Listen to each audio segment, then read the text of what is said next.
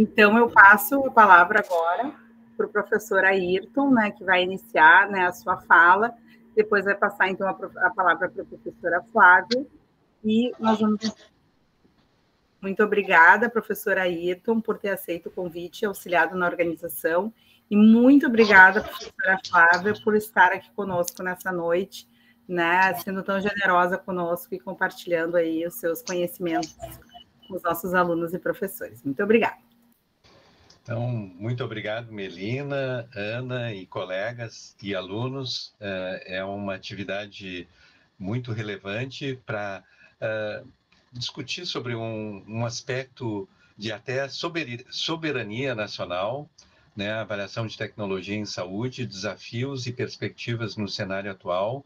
E desde o momento que a Melina me convidou, eu pensei, não, temos que convidar a Flávia, que além de ser uma expert no assunto, foi pioneira nessa temática, e lá no início da Rebrats, a Flávia vai comentar sobre isso, foi uma liderança fundamental para o desenvolvimento do que hoje a gente tem, e vocês vão ver, se desenvolveu muito no Brasil essa temática que é tão importante para o sistema de saúde. Bom, então, demandas em saúde crescem e as necessidades são emergentes e mutáveis, principalmente depois do Covid-19. E como nós somos de um curso de pós-graduação de uma universidade, particularmente uma universidade federal, a gente tem que ser criativas e capazes de apresentarem soluções no enfrentamento no período pós-pandemia. E é um papel estratégico e operacional para liderar produção de conhecimentos, ciência, tecnologia e inovação, assim como colaborar na ampliação da qualificação de recursos humanos. E a nossa meta sempre vai ser, como Universidade Federal, fortalecimento e a reconstrução do SUS, principalmente depois dessa pandemia. As alternativas para a condução de uma situação complexa, além da ATS, né, o termo que se usa para avaliação de tecnologia em saúde, são vários aspectos. Então, a reengenharia dos serviços e melhoria na eficiência certamente é um deles, principalmente para os profissionais que estão na linha de frente, nos postos de saúde e nos hospitais. Uma área que eu tenho me dedicado muito, que é o uso de diretrizes clínicas, é uma necessidade desenvolver essa habilidade, e o Brasil tem melhorado muito, e até na Conitec é chamado de PCDT, Protocolos Clínicos e Diretrizes Terapêuticas, a adoção de valor em saúde, sistemas de saúde universais, que no Brasil, felizmente, a gente já tem isso mesmo antes da iniciativa da OMS em estimular países que ainda não tinham sistemas universais, precificação e controle dos medicamentos e devices. Eu tive no encontro, no curso de pós-graduação da UFMG de farmácia, onde estava um encontro do NATS-JUS, Núcleo de Avaliação de Tecnologia em Saúde da Justiça, e tinham juízes, médicos, farmacêuticos, outros profissionais de saúde e até representantes da própria população, e teve a apresentação de uma técnica do Ministério da Saúde, da Conitec, mostrando os desafios enormes do SUS em precificar os medicamentos e a necessidade de um diálogo constante com todos os stakeholders, né? Stakeholders é uma palavra difícil de ter tradução para o português, mas seria todos os atores. Governança populacional, e isso é um aspecto que, num programa como o nosso, a gente tem que cada vez mais pensar em programas de saúde aderentes aos perfis populacionais. Habitualmente, o profissional de saúde, e eu como médico, né, mas todos os profissionais de saúde, em geral, se valoriza muito na formação o atendimento ao indivíduo. E cada vez mais, principalmente depois desse desafio enorme que tivemos em relação ao Covid, há uma constatação da importância de ver políticas públicas para toda a população. Então, a ATS é um método para informar a política e a tomada de decisões na área da saúde sobre diferentes tipos de tecnologias. E aí isso inclui equipamentos médico-hospitalares, medicamentos e procedimentos, e também sistemas organizacionais e educacionais, sistemas de informação e as diretrizes clínicas que eu já havia mencionado. O que é uma tecnologia em saúde? Envolve todas as áreas do conhecimento, e a Flávia e eu, com outros colegas, a gente elaborou uma diretriz metodológica em relação à atenção básica, isso em 2017. E a gente pensou exatamente essas características, que tem que pensar em intervenções em todos os níveis da atenção, desde a promoção de saúde, da prevenção, do diagnóstico, tratamento e reabilitação, para possibilitar uma organização assistencial em saúde. E sempre a gente tem que ver o ciclo de vida de uma tecnologia.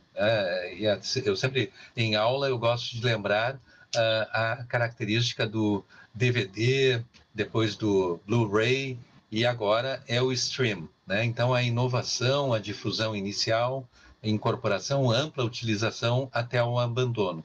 No caso do setor de saúde, é um pouco diferente desse exemplo de tecnologia de outras áreas, né? Muitas vezes na área de saúde, como por exemplo, exames de imagem, teve um desenvolvimento enorme, mas ainda assim se utiliza o raio-x bem básico que foi desenvolvido no início do século XX. Então, na área de saúde, a dificuldade de definir as características de utilização de cada equipamento, principalmente exames complementares, requer uma constante orientação de padronização e também saber como descartá-lo. E muitas vezes não é possível descartar, mas saber para que ele deve ser utilizado. Quando a gente estava discutindo, e foi muito boa a preparação, a Flávia, a Melina, a Ana e eu lembrei dessa imagem que, claro que eu, depois que o Ayrton Senna saiu de cena, não ficou tão presente nos domingos de manhã, mas a gente se acostumou a ver essa cena, principalmente do pit stop, né? E eu acho que o ATS tem muito dessa característica, trabalho em equipe multidisciplinar, cada um com uma função, e tem que ser muito rápido. E eu comentei na reunião de preparação que o Brasil melhorou muito, a gente tem participado de reuniões no exterior e realmente o grupo do Ministério da Saúde, particularmente Conitec, Rebrates, é um grupo muito, muito qualificado. Tem muita gente no Brasil trabalhando de uma forma muito competente e muito atualizado. No entanto, como o Brasil iniciou nessa corrida, né, usando a metáfora, mais tarde que os países desenvolvidos, a gente percebe que, se fosse uma competição, esses países desenvolvidos estão à frente em segundos do que o Brasil. E por isso mais gente precisa trabalhar, e isso a gente percebe a iniciativa dessas entidades, Conitec e Rebrates, cada vez mais propõem cursos de capacitação, principalmente para grupos que ainda não se capacitaram, para ter um maior número de pessoas e ser mais abrangente. Então, a proposta da ATS é que utilize métodos transparentes e sistemáticos, tem muito conflito de interesse nessa área, para determinar o valor de uma tecnologia de saúde ao longo do seu ciclo de vida. E o objetivo é informar o processo de tomada de decisão para promover um sistema de saúde equitativo, eficiente, de alta qualidade, para otimizar as tomadas de decisão, tanto no que se refere a incentivar as tecnologias efetivas, como desinvestimento de tecnologias que não funcionam. E o aspecto metodológico é fundamental.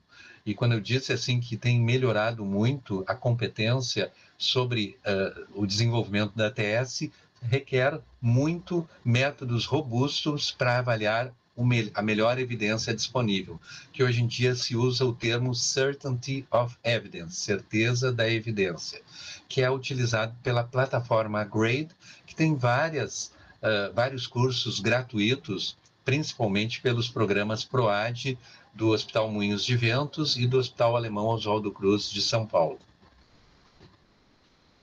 E outro aspecto que eu achei muito interessante na preparação, eu lembrei dessas bonecas, né, uma dentro da outra, que são bonecas Marioshka, bonecas russas, né, que é uma análise de diversos aspectos, diversas características da tecnologia em saúde. E é um ecossistema de ATS. Então, até nem se sabe bem onde inicia e onde termina. Mas essas palavras-chave são essenciais. Muitas vezes é esquecido a equidade, né? Por isso que eu fiz questão de iniciar por aí. Mas, claro, se valoriza muito a eficácia da intervenção, a segurança, o custo-efetividade, o impacto social, os aspectos éticos, a parte logística de implementação, tem uma ciência de implementação, então é uma estratégia muito importante saber aquelas tecnologias que são efetivas e como serão implementadas e que tenham que ser aceitas pelas pessoas. Um aspecto que eu acho que é importante a gente perceber é que tem que se trabalhar em equipe. E aí, em função disso, que eu compartilho com vocês essa ciência do sucesso. Todo mundo, em função até de ter ganho o melhor filme do Oscar, o Oppenheimer, né, ficou muito na mídia, e um artigo fez um comentário que o perfil dele, ele não conseguia administrar nenhuma hamburgueria. Acho que aqui em Porto Alegre seria um quiosque de cachorro-quente, né? Uma coisa bem simples. E como é que ele conseguiu administrar um laboratório secreto altamente complexo? E se diz que ele certamente não teria competência para ganhar o Nobel, né? Ele não era um físico exponente na época dele, mas ele tinha 3 habilidades essenciais para chegar a ser bem-sucedido, mesmo sendo uma tarefa desumana, que certamente não a maior parte de nós, ou todos nós, não concordaríamos, mas do ponto de vista de habilidade de gestão, ele se caracterizou como recrutar pessoas certas, e aí na reportagem colocou assim, por exemplo, um físico que era essencial para o trabalho do laboratório, foi considerar, ele não queria ser incluído porque a mulher dele tinha tuberculose. E naquela época, ter tuberculose significava ter que ser internada num sanatório. E ele conseguiu o sanatório e possibilitou que esse físico trabalhasse com ele. Ele era colaborador, e principalmente num ambiente do Exército, que se caracterizou esse empreendimento, ele desenvolveu muita colaboração mesmo num ambiente de hierarquia. E um dos aspectos mais importantes, a gente sabe o quanto é importante isso hoje em dia, ele era um super comunicador. E aí, em fevereiro, foi lançado esse livro, que está fazendo sucesso, Super Comunicador, e como podemos conversar e nos conectar melhor com as pessoas ao nosso redor. E todo profissional de saúde, principalmente quem produz ciência, sabe o quanto é importante para divulgar, disseminar o conhecimento, a gente tem que ter uma habilidade de ser super comunicador. Uma área que eu acho que no Brasil a gente tem que desenvolver mais, e acho que isso é um estímulo principalmente para os nossos alunos do TIC Saúde, é pesquisa em serviço de saúde, Health Service Research. E o quadro à esquerda de quem olha, né, é a pesquisa epidemiológica clássica sobre a etiologia, levando em conta a possível influência de outros fatores, inclusive a atenção à saúde. Além de fatores ambientais que impactam num desfecho, a gente também tem que levar em conta as características do serviço de saúde. E isso é claramente percebido pelos indicadores de saúde em diferentes cidades brasileiras, e que é muito diferente em função da qualidade ou não dos serviços de saúde em cada municipalidade. O outro slide, que é outra diagrama essencial, que a pesquisa clássica sobre a efetividade dos serviços de saúde leva em conta a possível influência de fatores ambientais e outros fatores. Então, além do impacto do serviço de saúde em desfechos, a gente tem que levar em conta os fatores ambientais, assim como outros fatores. O cartoon, esse eu acho que é uma mensagem importante, né? Risco do quê? Né? Os fumantes, ao longo da vida, têm uma chance em 2 de morrer de doenças relacionadas ao fumo. O prestador de serviço, médico, enfermeiro, está dizendo isso para o paciente. E o paciente diz, isso não acontecerá comigo. Agora, por outro lado, as chances de ganhar na loteria são de 80 milhões para 1. Aí o paciente fumante com o ticket ali da loteria diz, este pode ser o meu dia de sorte. Então, o desfecho pode afetar a percepção de risco e a disposição de agir de um indivíduo. Os comportamentos dos indivíduos podem ser diferentes dependendo do fato de eles serem confrontados com o risco de um resultado adverso ou com a probabilidade de um evento positivo. Até hoje eu estava visitando a página da Conitec e está tendo um número maior de síntese de evidência de pesquisa qualitativa. Nós nos acostumamos, os profissionais de saúde e gestores, a valorizarmos principalmente pesquisa quantitativa. No entanto, muitas perguntas, como essas, por exemplo, em termos de que tipo de desfecho e como é a percepção dos pacientes, a gente tem que desenvolver pesquisa qualitativa. E hoje em dia tem pesquisa qualitativa muito bem feita e uma lista de checagem que possibilita avaliar a qualidade da pesquisa qualitativa. E dentro disso, né, quando teve o surto de ebola na África Ocidental em 2014, os americanos ficaram muito preocupados com a possibilidade de contrair essa doença.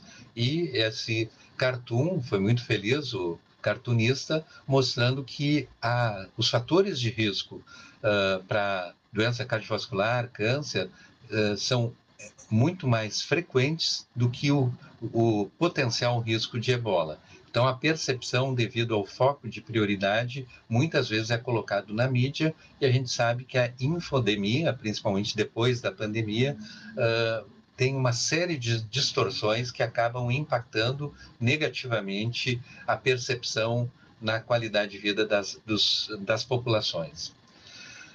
Uma apresentação como essa, eu gostaria de citar esse estudo, essa revisão da OMS, que é muito boa, é um modelo de sistemas de saúde, mostrando estruturas dos sistemas de saúde. A tradução para o português não fica tão boa como a expressão em inglês, building blocks, né? A construção de tijolinhos, né? Os componentes básicos de um sistema de saúde. Quais são esses? É prestação de serviço, o que a gente entrega com o serviço de saúde, a força de trabalho em saúde, a gente sabe que é muito deficiente, principalmente nos lugares que mais precisa, né? Então, tem aquela lei do cuidado inverso de um médico inglês, Julian Tudor Hart, Inverse Care Law, né? Que os lugares onde mais precisam são os que menos têm acesso a serviços de saúde de qualidade e onde menos os profissionais de saúde estão alocados, né? Então, gerando muita iniquidade. Sistema de informação em saúde, acesso a medicamentos essenciais, financiamento, liderança e governança. E com esses 6 componentes básicos, a gente tem um acesso e cobertura, qualidade e segurança para atingir as metas do sistema de saúde, que é melhora na saúde, tanto em termos de nível e equidade, a capacidade de resposta, proteção contra riscos sociais e financeiros e melhora na eficiência. 3 palavras que muitas vezes as pessoas usam como sinônimo têm cada uma delas a sua especificidade. E isso em ATS é muito importante. Se existe benefício, é a eficácia. Isso é em condições ideais, a partir de um ensaio clínico randomizado. Se tem benefício na prática, é o mundo real, como é que ocorre nos serviços de saúde, é a efetividade. Claro que diminui a robustez metodológica, mas tem mais pragmatismo e mais aplicabilidade. E se vale o investimento, o termo usado é eficiência, sempre o custo-efetividade. E esse é o último slide, né? O que a gente quer, tanto a formação de recursos humanos como a assistência na prática em saúde, é um sistema, é um ecossistema de evidência onde a gente tenha confiança, eficiência e integralidade, uma integralidade. Né? E para isso precisa ter uma síntese de evidência, produzir orientação e disseminar, implementar e avaliar e produzir essa evidência. Aí se completa o ciclo e a engrenagem, ela precisa, então, de uma metodologia padronizada, uma coordenação e apoio, uma evidência confiável, instrumentos e plataformas, cultura para compartilhar a inovação e, cada vez mais, via aí o Silvio Casella e outros colegas da bioinformática, a Juliana e outros, né, a importância de saúde digital. Então, era isso que eu preparei, espero que tenha ficado claro, e a proposta principal é depois a gente voltar para perguntas e respostas, né? Obrigada, professora Ayrton. Eu adoro as suas analogias com o mundo real e os exemplos, assim, né? Muito obrigada, professor, por compartilhar conosco. E eu acho que vamos passar, então, a palavra para a professora Flávia, da Fiocruz. Muito obrigada, professora. Muito obrigado. Boa noite, é um prazer estar com essa equipe aí da Universidade Federal, né, do SCPA, né? Universidade Federal de Ciências da Saúde de Porto Alegre. Ciências da Saúde de Porto Alegre. Então tá bom, porque a gente trabalha, sempre ia muito na URGS, né? E agora eu tenho essa das Ciências da Saúde de Porto Alegre. É muito chique vocês, né? Flávia, a gente diz que quem entra na nossa universidade, o primeiro passo é aprender como se diz UFSPA.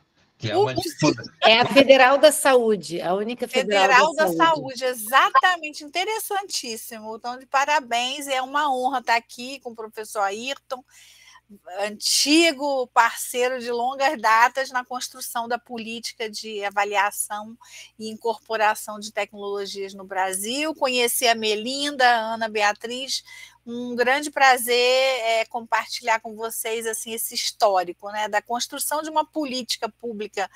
Eu preparei também uns slides de orientação e vocês disseram que eu posso fazer o que mesmo? Eu vou lá na setinha. Na setinha para cima, e aí a senhora seleciona a guia do Chrome, que está a sua apresentação. Guia para compartilhar. E aí vai em compartilhar, que a senhora consegue nos enxergar e passar os slides ao mesmo tempo, na mesma tela. Guia. O que eu não estou conseguindo? Janela, tela inteira. Não, vai na guia do Chrome. Guia do Chrome, cancelar. Vamos de novo. Deixa eu ir de novo aqui, senão eu vou fazer sem janela. Eu coloquei lá no site, ver. Não estou conseguindo compartilhar nada. Selecione um guia. Isso. Essas tecnologias da informação. Flávia, tu queres que eu passe os teus slides daqui? Talvez seja melhor. Eu acho que não, vamos fazer o seguinte, deixa eu ver, eu estou compartilhando o que com vocês aí? Eu estou compartilhando alguma coisa que não é... Certo. Deu? A senhora, memória viva do Covid? Vítimas da Covid, é um trabalho que a gente está fazendo aqui na Fiocruz. Mas era isso que a senhora queria compartilhar? Não era, deixa eu tenho que pegar... Então, na hora de a senhora compartilhar, seleciona essa guia, seleciona a que está a apresentação. Pois é, deixa eu ver aqui. Eu vou jogar ela para cá, ó. Ela foi? Essa é uma pessoa idosa. Acho que não é isso. Olha, estudo de caso. Estudo de caso, Caminhos do acesso ao ATS, tratamento. agora a senhora coloca Deu? a apresentação de Agora Regenerações foi, né? Agora sim. Tá, Isso, então, de caso. clique em isso, apresentação, que ele perfeito. fica grande. Aí agora eu vou clicar aqui em apresentação. Aqui eu estou com duas telas, né? Pronto. Então, acho que foi isso. Então, o panorama que o Ayrton trouxe, né? Ele trouxe a pesquisa em sistema de serviço de saúde, trouxe o papel da equipe, né? De como uma equipe pode trabalhar junto, e isso tem a ver com avaliação de tecnologias, que ninguém faz avaliação.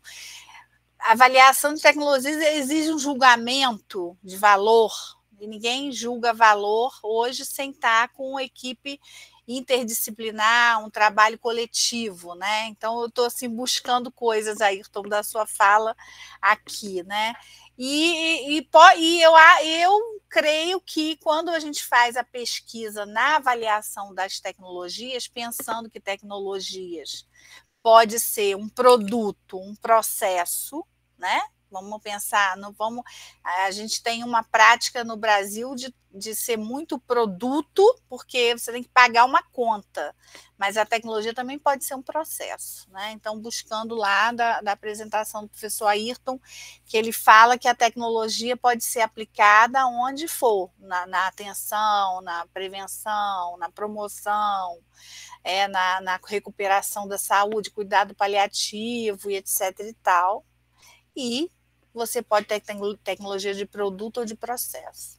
Então, o que eu vou trazer para vocês aqui? O caminho da avaliação de tecnologias no Brasil. Então, como que a gente foi tratando essa área como política pública, né? Porque uma coisa é você estar no campo da pesquisa somente, né? E o papel dos ensaios clínicos, e outra coisa é você transformar isso em apoio à tomada de decisão na política pública. Então, eu trouxe isso, né, os caminhos de ATS no Brasil, o que é a Conitec, o que é a rede brasileira, a Rebrates, que são dois grandes linhas da política pública, e um estudo de caso.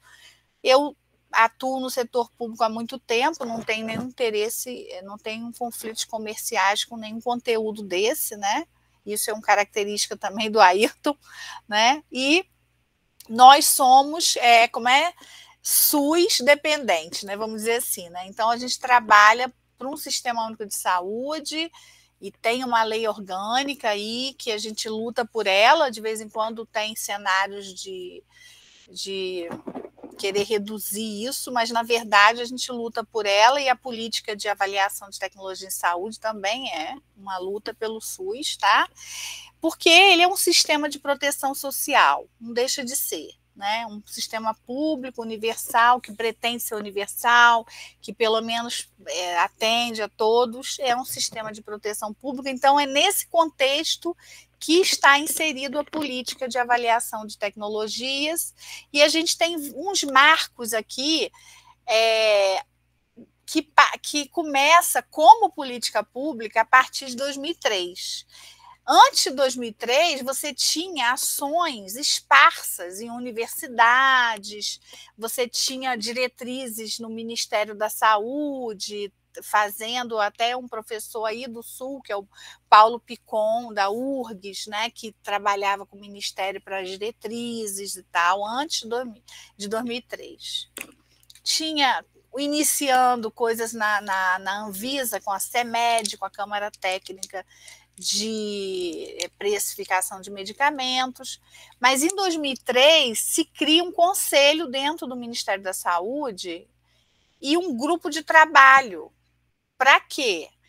Tratando a avaliação de tecnologia como uma área estratégica na qual o Ministério da Saúde, como gestor de uma política do SUS, deveria considerar, porque qualquer tipo de pagamento que o SUS fazia para usar recurso público, né, você não tinha um processo de racionalidade, um fluxo definido, era muito mais influenciável do ponto de vista de interesses do que você ter algo transparente, com procedimento padronizado, regrado, né? Então, e se a gente comparar com outros países, como que tem um sistema público no qual a gente se espelhou, Canadá, Reino Unido, eles já tinham, há muitos anos atrás, desde a década de 90, processos bem definidos para dizer o que o SUS vai cobrir,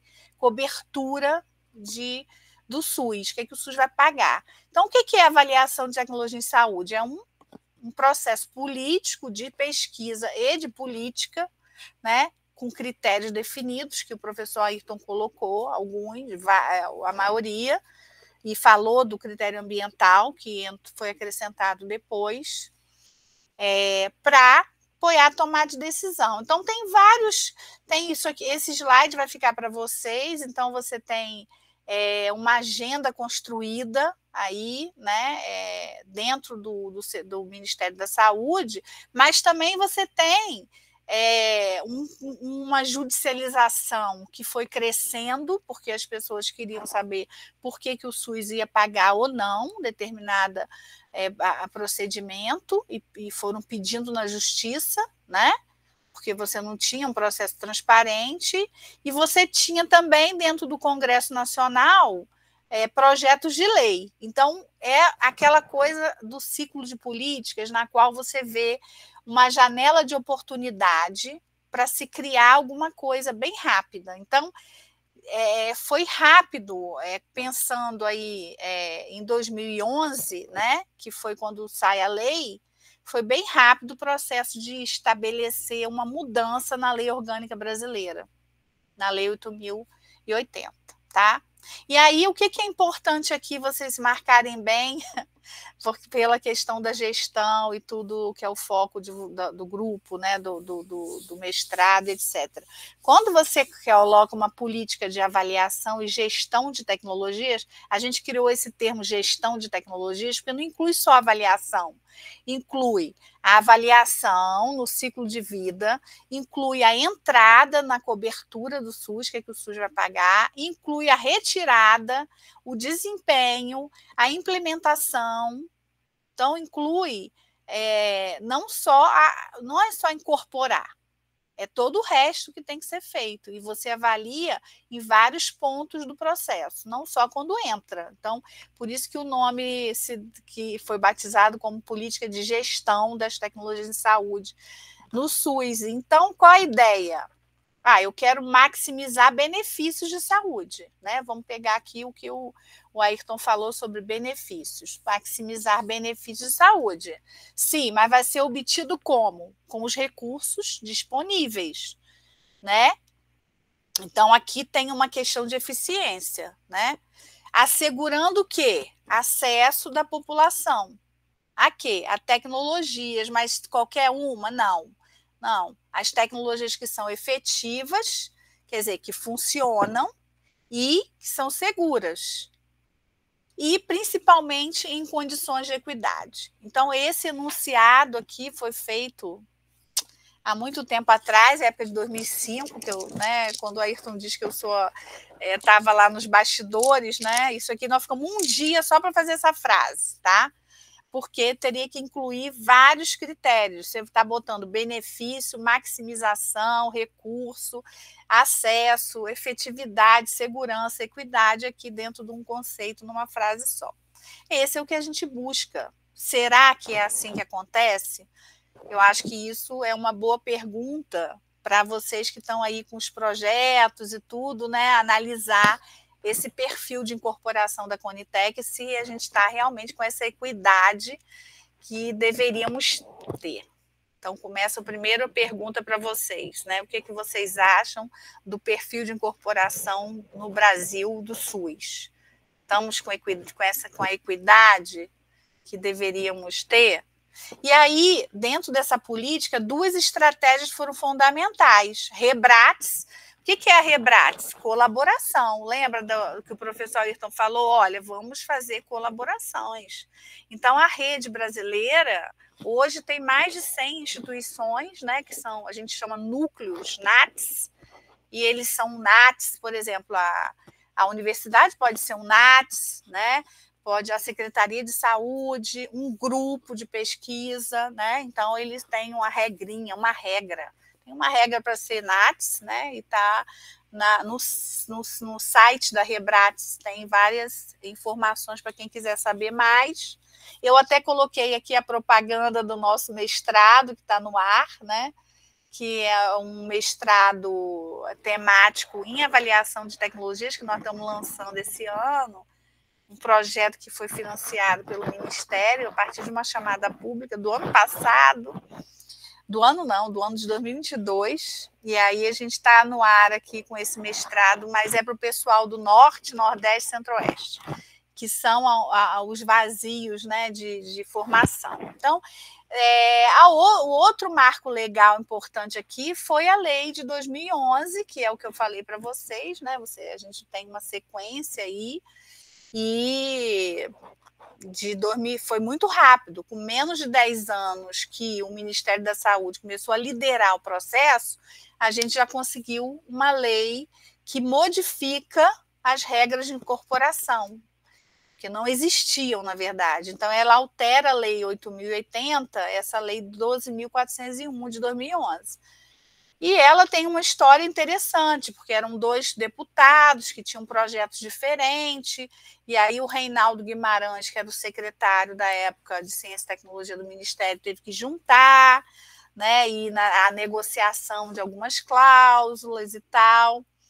E a gente teve que colocar, então, um prazo para deliberação final, porque isso aqui era a principal demanda, ter um prazo para o Ministério deliberar, porque antes não tinha prazo.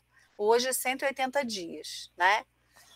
E outra coisa importante dessa lei foi ter consulta pública e incluir os protocolos clínicos. Lembra que o professor Ayrton falou dos protocolos? O que são os protocolos de diretrizes terapêuticas? É saber aonde, como vai ser isso, como que vai ser implementado, qual é o esquema terapêutico, qual é o nível de tratamento. Então, é um protocolo importante para orientar os profissionais. E depois começam as mudanças. Aí tem um decreto que cria um departamento específico para cuidar da Conitec, né? Cria diretrizes de incorporação que envolve esses domínios clínicos, domínio econômico, perspectiva do paciente. O Ayrton acabou de comentar sobre estudos qualitativos de percepção e preferência de paciente, e aspectos organizativos do sistema de saúde, que é o que ele fala da pesquisa em serviços e sistemas de saúde. Então, é necessário também que uma avaliação abarque esse campo organizativo, tá? Exemplo, a vacina HPV, ela tem 2 doses, é para escolares. Eu aplico ela. Onde seria melhor organizativamente a implementação? No posto de saúde ou nas escolas? Exemplo, pergunta para vocês, uma outra pergunta, né? Então, onde é melhor? Então, esses aspectos organizacionais são importantes na implementação, tá?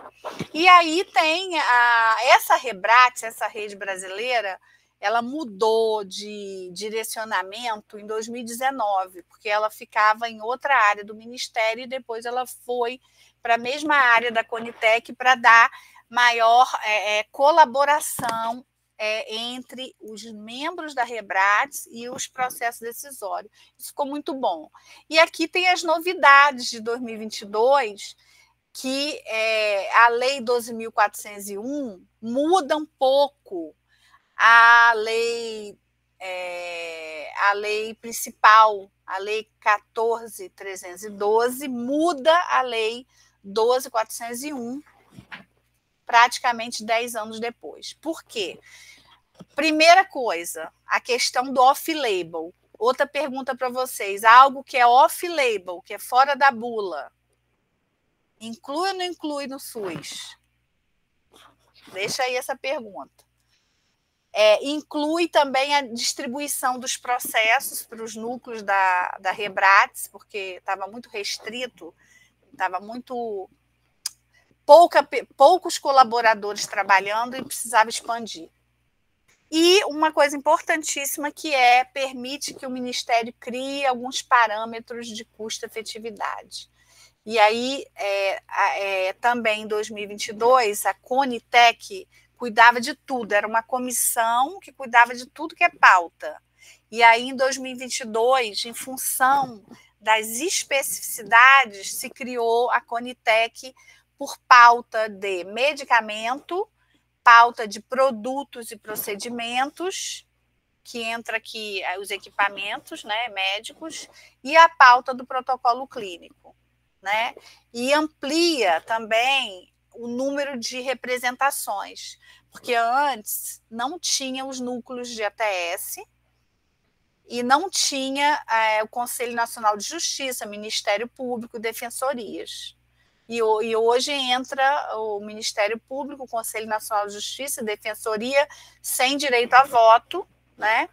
Mas já é uma questão importante para aproximar a judicialização na saúde dos processos decisórios. Então, esse marco de 2022 também, que eu coloquei aqui, traz a questão do limiar de... O que é limiar de custo-efetividade? Custo-efetividade é um parâmetro para a gente saber da eficiência, como o Ayrton falou. Então, o custo vale aquele efeito comparado com uma tecnologia que já tem? Então, normalmente, a gente tem... esse parâmetro aqui, ó, 40 mil por quali ou 35 mil reais por ano de vida ganho.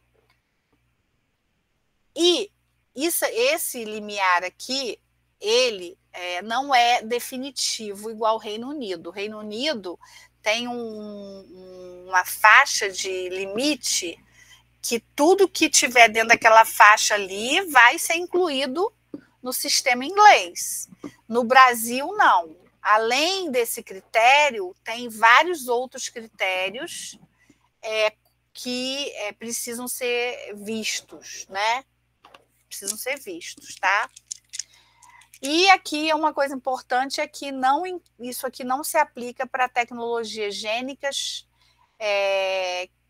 e tecnologias para doença ultra rara. Então, está aqui a referência do estudo para vocês saberem, quem tem interesse na área de economia da saúde, né?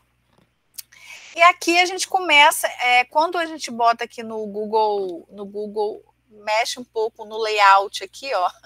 Isso aqui é a Conitec em números, então eu trouxe apenas um slide mostrando para vocês que ao longo dos anos, em alguns anos, a parte de rosa é de exclusão, a parte roxa é tudo que foi incorporado, e a parte azul é o que não foi incorporado. Então, aqui você tem uma visão sobre as decisões da comissão, tá? E aí, pelo que dá para ver, 2021 houve algum esforço aqui coletivo, né? 2016 de retirada de cobertura. Isso é bom porque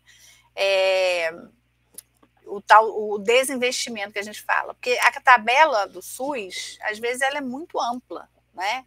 Então tem coisa que deveria ter saído, deveria estar obsoleta, né? Então não é ruim ter essas exclusões aqui, tá? Então, esse é o perfil, vocês têm a oportunidade também de olhar no painel de monitoramento, e aí vamos pensar, então, no balanço para o SUS. Vamos voltar aqui na discussão. Eu tenho uma balança na qual eu tenho as mudanças demográficas, epidemiológicas da população, tem população em vulnerabilidade. De um lado, eu tenho gastos em saúde, que eu chamo de investimento, né? Reestruturação de serviço e essa produção de novas tecnologias. Então, o que vocês acham desse balanço? É outra pergunta. Será que a nossa capacidade de avaliação é a mesma do que a capacidade de receber demanda de produtos novos, né? Então, isso pode trazer um desbalanço, né? E o que é a avaliação de tecnologias, a política de gestão de tecnologias? É um campo de pesquisa aplicada, e ela pode ser considerada em serviço de saúde, na qual ela vai ajudar gestores do SUS aquilo que vai ser coberto e pago pelo SUS. Aqui tem algumas incorporações que eu trouxe, mas você tem aqui desde ampliação de triagem neonatal, tuberculose resistente, câncer, malária, hemofilia A. Esse aqui tem medicamentos aqui caríssimos e tem outras coisas que não são tão caras, né? O protocolo de HIV, esclerose múltipla. Eu trouxe só algumas incorporações de 2023, tá?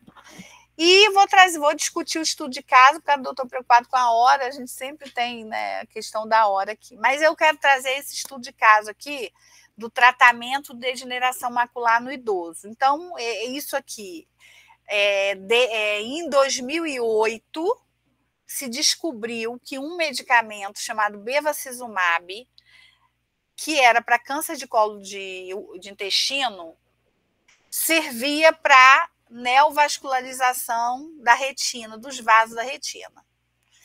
E vários estudos clínicos foram feitos.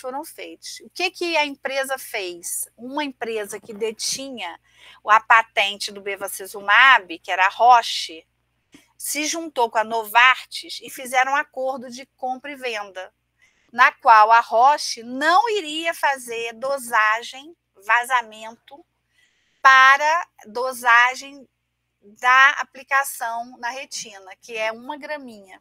Ela ia continuar com os frascos para tratamento do câncer de colo de intestino, que é um outro tipo de tratamento, uma outra posologia, tá? E a Novartis, então, comprou e fez as seringas específicas de doses pequenas para o tratamento da retina. Se você perguntar aí, e alguém estiver aqui vai dizer, não, mas houve uma inovação, eles fizeram uma mudança na molécula, incremental, mudança incremental, não teve nada radical que ele fez para poder envasar na seringuinha de 1 grama, de 1 ml.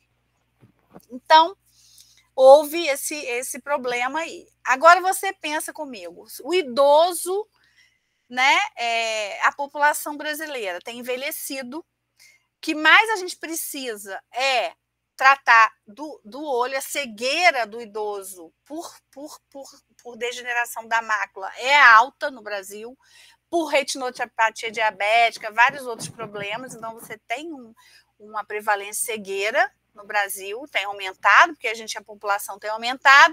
Como que eu não vou pegar um medicamento que está funcionando, mesmo fora da bula, né, e ofertar para esse paciente?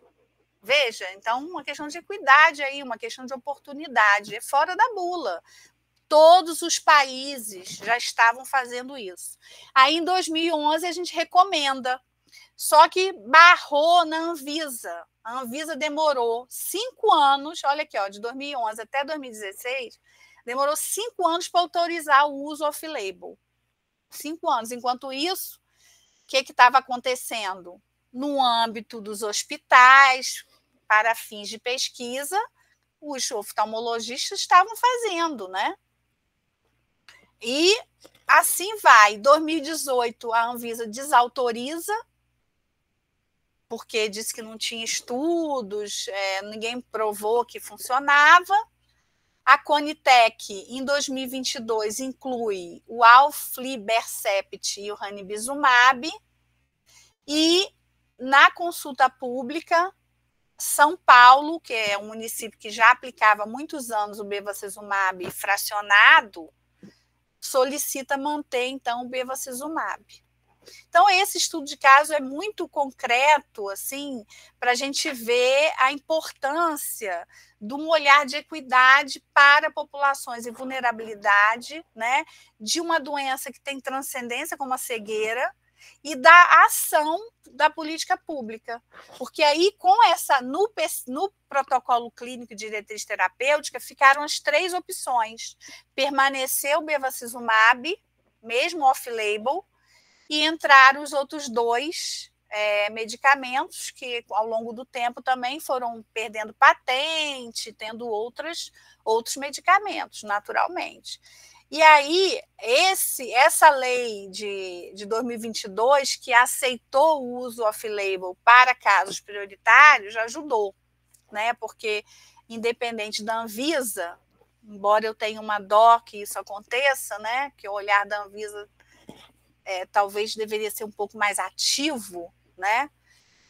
A gente conseguiu manter, então, o bevacizumab fracionado, porque eu vou falar para vocês por quê. Porque o custo disso era 1000 vezes mais caro você comprar a seringuinha de 1 ml do que você fracionar o bevacizumab, claro, em ambiente seguro, e ofertar para os pacientes do SUS. Então, esse é o estudo de caso que eu queria trazer para vocês e discutir os desafios, né? Então, o nosso perfil hoje de cobertura, incorporação, atende necessidades epidemiológicas, estamos olhando populações em vulnerabilidade, estamos olhando as equidades, nós estamos olhando a responsabilidade ambiental sobre o resíduo que se produz de tudo que incorpora. Perguntas e desafios que a gente precisa atentar. Eu vou agradecer aqui e pelo menos tentar deixar algum espaço para perguntas. Legal. Muito instrutivo, principalmente para quem não conhecia todo esse sistema complexo que é a ATS no Brasil, né, Flávia?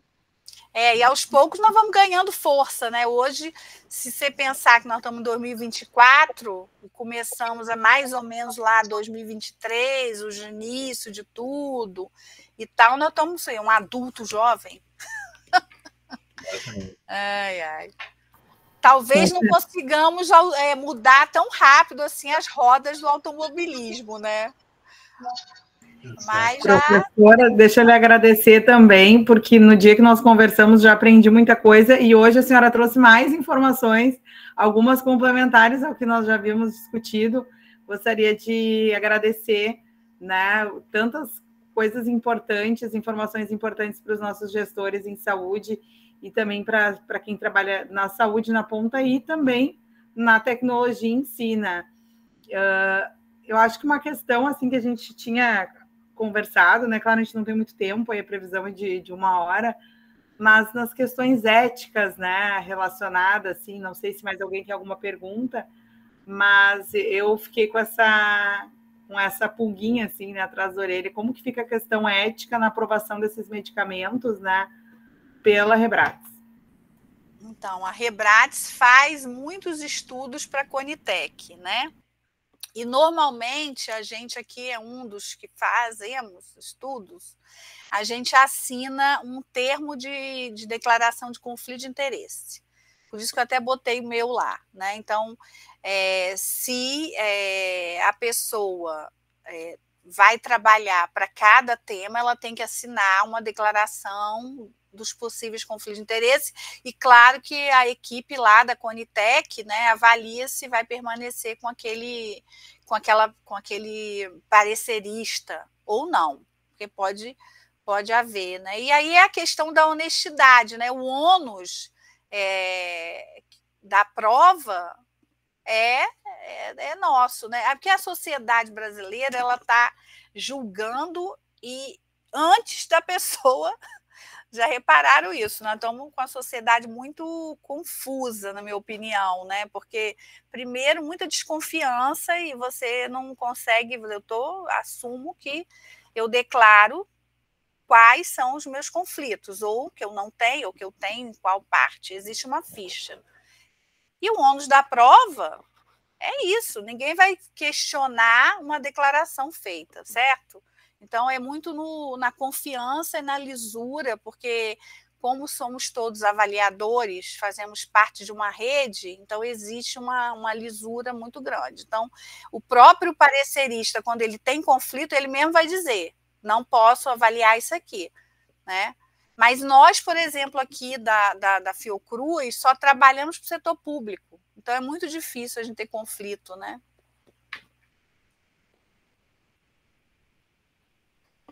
Acho que o professor Ayrton levantou a mão.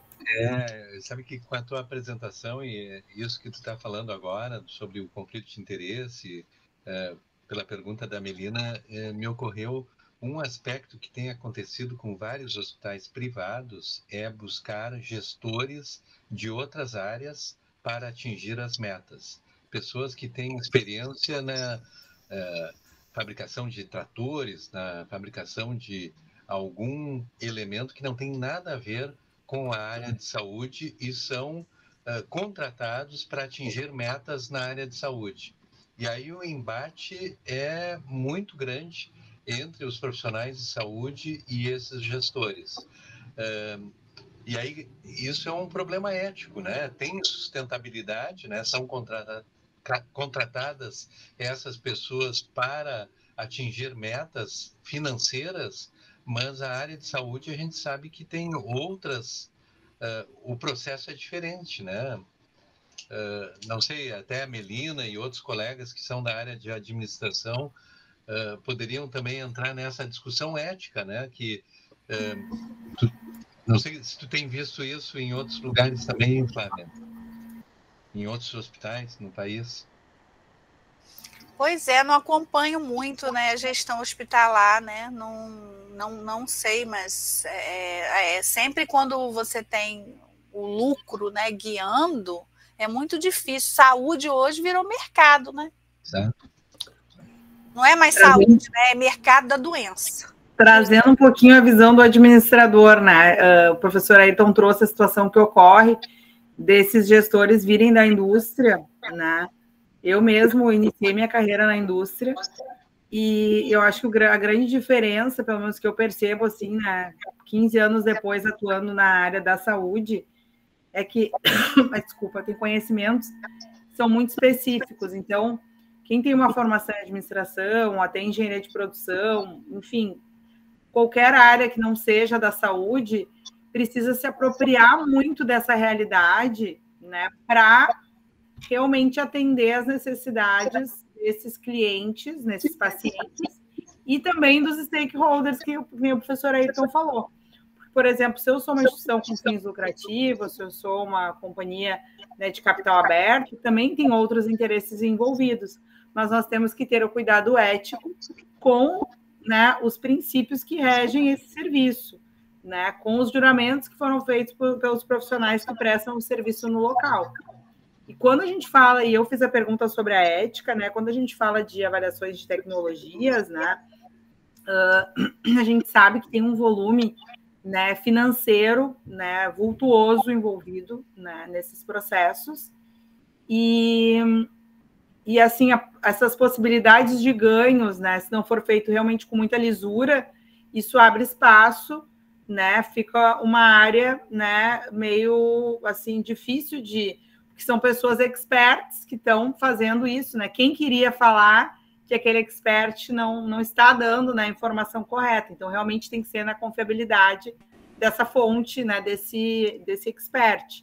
Então, além da questão do... Imagino que... Ai, desculpa, gente, eu estou com muita tosse.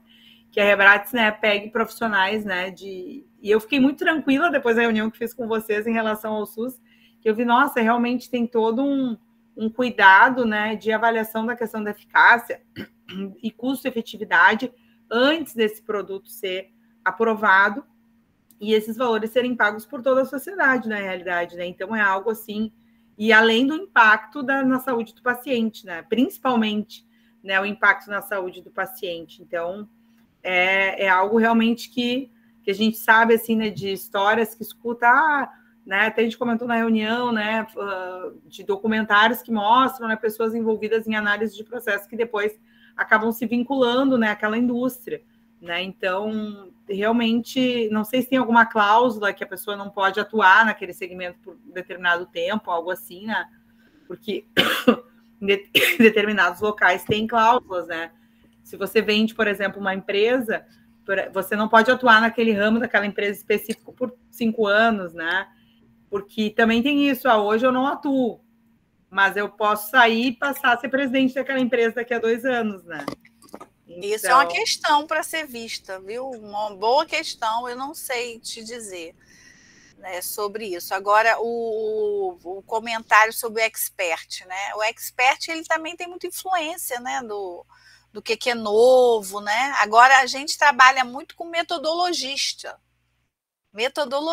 entendeu? A gente vai lá na crítica do que está sendo apresentado, da evidência apresentada, né? Então, não tem nenhum problema de questionar expert por aqui, na Rebrates, até porque ela regimenta vários outros experts, né, Ayrton, de várias categorias, então não tem problema nenhum. Se é uma sociedade de cardiologia intervencionista, o expert em tal coisa está pedindo tal coisa, nós vamos estar olhando igual, de lupa, entendeu? Então, e chamando outro expert para olhar também. Né? Claro, e eu comecei a pesquisar mais, né, depois da nossa conversa, e achei muito interessante, foi num parecer, não sei se era da Rebrates, mas enfim, nessas pesquisas, que dizia assim que aquele teste estava sendo negado porque o local de publicação que não tinha um grau de evidência suficiente, não era uma revista assim, né, com os critérios que precisam ter. E é isso que realmente tu estavas falando, que eu entendo, né, a questão da evidência. Então, bom, se foi publicado, né, numa revista realmente que tem evidência, que foi um estudo que se justifica dizer que é uma evidência confiável, né? Então, bom, podemos... não, foi publicado numa revista que daqui a pouco não teve todo esse cuidado, né, que precisaria ter. Então, vamos esperar amadurecer um pouco mais essa evidência para daí sim adotar. Não. Olha, tem revistas maravilhosas que publicam coisas que não é boa, viu? Não é nem... Pois é, aí como é que fica essa avaliação mais fina, a avaliação não é pela revista, a avaliação é pelo sistema GRADE de certeza da evidência e pelo desenho do ensaio clínico, risco de viés do ensaio clínico, risco de viés da coorte, risco de viés. Então, a gente analisa epidemiologia na veia. Epidemiologia na veia é como a gente analisa os estudos, sabe? E na parte econômica é a econometria. E na parte de percepção de paciente, implementação, organização de serviço, é a pesquisa em serviço de saúde que o Ayrton trouxe muito bem lembrado. Então, é uma avaliação que ela entra multidimensional, entendeu? A gente não usa um campo só do conhecimento, sabe? Então, por isso que os relatórios são bem complexos, você tem todos aqueles critérios lá. Então, eu estou olhando aquela boneca russa lá, né, que o Ayrton colocou como metáfora. A primeira é eficácia e segurança. Funciona. Faz mais bem do que mal. Então, beleza, já passou uma fase. Depois vem, qual é o custo disso? Né? Vale o benefício que está trazendo comparado com o que já tem? Depois vai ver, beleza, isso aqui está para que população beneficiada? Quem é a indicação mais adequada para um cenário de incorporação? Aí vem o impacto no orçamento, e assim vai. Os aspectos de implementação. Mas isso aqui é a melhor estratégia. Quando você faz avaliação econômica, você não fala só da tecnologia, você fala da tecnologia no cenário de incorporação. Então, você está falando de uma vacina, ela vai ser aplicada no posto de saúde ou na escola, para os escolares, por exemplo. Você está falando de esse medicamento mesmo, que é o para degeneração macular. Ele tem que ser fracionado, ele exige que tenha uma expertise no hospital que possa fracionar para não ter contaminação. Então, de que ambiente de implementação de serviço, de que serviço eu estou falando? Nível hospitalar, nível atenção primária, especialidade, profissional generalista, então, e assim vai. São uma série de critérios que tem que ser olhado e avaliado, julgado, para poder tomar a decisão do que vai pagar, porque, afinal de contas, nós somos de um sistema público de seguridade que todos nós, né, contribuímos. Então, isso é uma coisa que o Brasil não tem muita noção do valor do dinheiro de um sistema público. É uma coisa importantíssima para a gente trabalhar e valorizar, sabe? Exato, concordo. Pessoal, alguma questão, mais alguma dúvida? Não, então, dado... Eu só ia comentar, não diretamente, né, adorei as aulas de vocês, mas eu ia comentar de um material que eu e a Mariana, a gente sempre trabalha na disciplina de processos de inovação e propriedade intelectual, que eu até compartilhei ele com o grupo, né, aqui com os alunos pelo WhatsApp, que é um documento, já saiu a segunda versão agora em 2021, em função da pandemia. É um documento da Organização Mundial do Comércio, da Organização Mundial da Saúde e da Organização Mundial de Propriedade Intelectual, que o título é Promoting Access to Medical Technologies and Innovation, Intersections Between Public Health, Intellectual Property and Trade. E nesse documento eles falam muito das tecnologias em saúde, de policies, de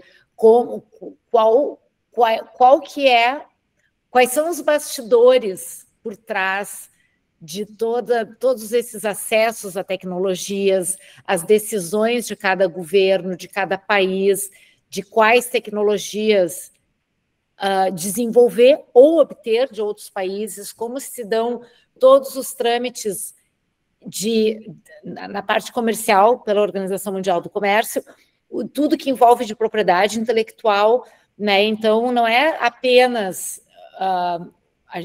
o olhar não é somente dentro do país. A gente tem que considerar todo esse processo que envolve desenvolver tecnologias para um país que acaba envolvendo também outros países, né? Toda essa área de proteção do conhecimento, se for algo desenvolvido aqui, seja um processo, um serviço ou um produto, né? E também se isso é algo importado.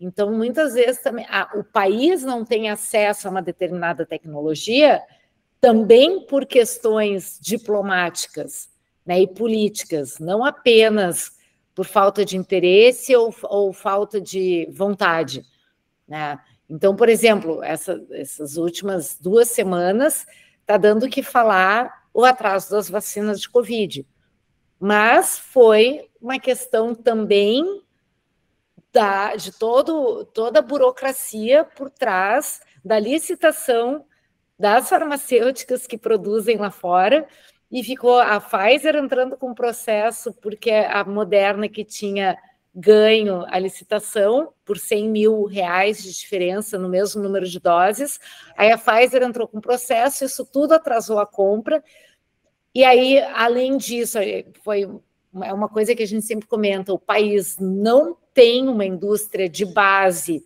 forte o suficiente para desenvolver as vacinas, então, por mais que a gente tenha o Butantan, tenha a Fiocruz, tenha laboratórios de pesquisa em universidades que tem toda a tecnologia e o know-how para fazer isso, no momento de comprar os insumos, onde estão os insumos? Né? O mesmo serve para outras tecnologias em saúde, né? Equipamentos e por aí vai. Não nos falta massa crítica, nos falta a base. Isso aí, a política de P&D, né, pesquisa, desenvolvimento, inovação do Brasil, ela é aquém. Tem que ter investimento, tem jeito. Aquela política de transferência de tecnologia, de parceria público-privado, etc., que começou, mas tem que ter monitoramento, tem que ter as áreas prioritárias, etc. A área prioritária que a gente usa é a vacinação. É onde a gente mais ou menos tem alguma capacidade instalada. Exatamente. Agora, isso aí que você está falando é fundamental, porque isso se vê também. Porque, olha, exemplo da vacina HPV, na época que eu acompanhei a incorporação, né, ela só se deu depois, claro, que teve uma redução do valor individual, que era uma coisa exorbitante, e porque houve uma negociação de transferência de tecnologia. Entendeu? Aí você tem esse critério também, que é um industrial, né? Que é a questão da capacidade de desenvolvimento aqui, nossa. Mas a indústria base, a indústria química. Excelente lembrança, exatamente. Então, nós somos um país com dependência. Exatamente. A balança comercial de saúde, ela é... E muitas leis colocadas, né? Como é que é a carroça na frente dos bois. Então, por exemplo, a lei de inovação e a lei da propriedade intelectual, lá de 2003, foi ótima. E aí todas as instituições tinham que ter ou estar associadas a algum núcleo de inovação tecnológica. Né? O NIT da Universidade, o NIT Saúde, eu coordenei durante bastante tempo. Então, a gente tinha uma lei para as parcerias público-privadas, mas na hora de fazer, tinha todo o problema de como fazer como receber dinheiro de uma empresa na universidade sem ter uma fundação de apoio, e aí vai para o Caixa Único, e aí a universidade não tem a autonomia de gastar no que quer, né, na pesquisa, no desenvolvimento. Então, eles lançam a lei para depois fazer essa lei, ela acaba enfrentando o processo de cumprir essa lei, enfrenta outras leis que te impedem de seguir aquela nova lei, né? Então, e aí não tem todos os acordos de parceria. Até 2018, 2019, não tinha. Nem os procuradores do CNPq, do Ministério, sabiam como driblar toda essa burocracia para a gente conseguir, para os NITs conseguirem, de fato, desenvolver algum projeto de inovação dentro das instituições. Então, exceto em instituições que tinham uma fundação de apoio muito forte, tipo a UFMG, que tem a FAPEMIG e tudo mais, fora isso, muito difícil. É muito difícil fazer. Agora, o acordo que o Brasil, a época ainda mais antigo ainda, na década de 99, 90, foi ter aceito algumas regras de propriedade intelectual. Isso, a lei da propriedade intelectual. A gente tem que ir lá para trás, né? A gente 96, tem que ir antes ainda. 96, aceitar algumas coisas lá. Porque antes nem isso não tinha.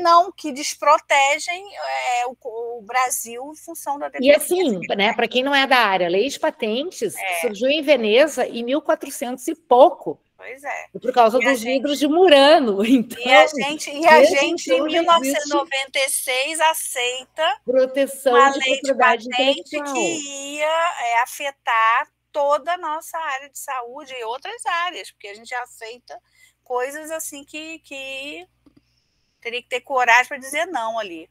Mas, enfim, já estamos aí no nosso horário, né? Mas boa discussão, ótima lembrança, Ana.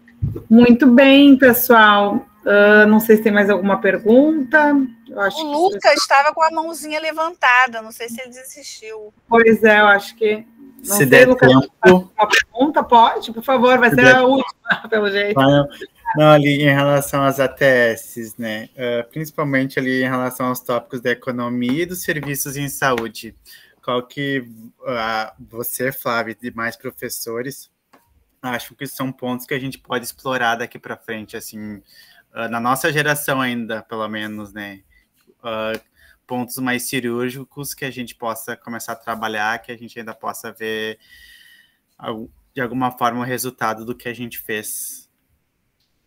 Eu não sei. Eu pergunto, por exemplo, será que algo que é eficiente, estrito sensu, vai ser equitativo? Isso é uma discussão. Às vezes você tem que... O que é equidade? Não é igualdade. E às vezes você tem que fazer um investimento diferente e não ficar tão amarrado na eficiência caixinha quadrada. Porque às vezes você tem populações de vulnerabilidade que você tem que fazer um investimento maior. Um exemplo. você está perguntando sobre o que é desafio pesquisar, eu acho que isso aí é um desafio, né? Será que tudo que é eficiente, estrito sensu, vai ser equitativo? Entendeu? E vice-versa? Aí é com vocês estão fazendo mestrado, agora vai atrás da discussão. Tem muita discussão sobre isso no próprio Reino Unido, que botou um limiar de eficiência, depois teve que aumentar a faixa, entendeu? E hoje criou um fundo para o tratamento de câncer, que sai totalmente das faixas de limiares de eficiência deles. Um exemplo, só uma dica. Mas muito bom, gente. Tá bom, obrigado. Muito boa oportunidade, muito obrigada aí pela... Não, apesar de divulgar o teu mestrado, apesar que é para pessoal do Norte, Nordeste, mas se tiver alguém aqui, né, podia divulgar, Flávia. Ah, sim, nós estamos com uma chamada pública aberta para a região Norte, Nordeste, Centro-Oeste, acaba segunda-feira.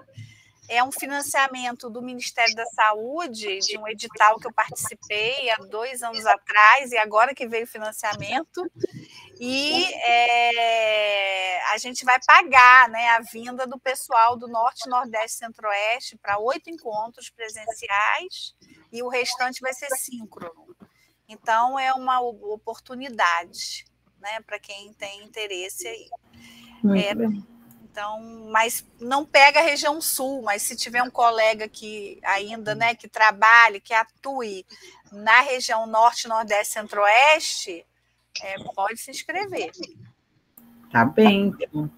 Pessoal, professora Flávia, muitíssimo obrigado por essa discussão tão rica, nós poderíamos passar a noite inteira. Até a gente comentou que a gente poderia fazer dias, né, pegando tecnologias específicas e discutindo, que é um assunto assim, tão interessante, né, e tão rico, né, e com tanto cuidado, reflete tanto a ciência de qualidade que nós fazemos dentro da Universidade Federal. Então, agradeço novamente a professora Flávia, o professor Ayrton e todos os presentes aqui, né, e saudando, então, que todos tenham aí uma excelente noite, né? E muito obrigada pela participação aí de todos, então, na nossa aula inaugural do PPG-TIG Saúde. Muito Já bom, deixo aqui muito bom. Um beijo, prazer Obrigada, em conhecê-la. um abraço, boa noite a todos. Convite de Ayrton de vocês, eu adoro trabalhar com o pessoal do Sul, ó, pode chamar que é... Ai, muito obrigada, professora. Uma boa noite, então, a todos. Boa noite. Boa noite. E até a próxima. Tchau, tchau. Tchau. Boa noite. Boa noite.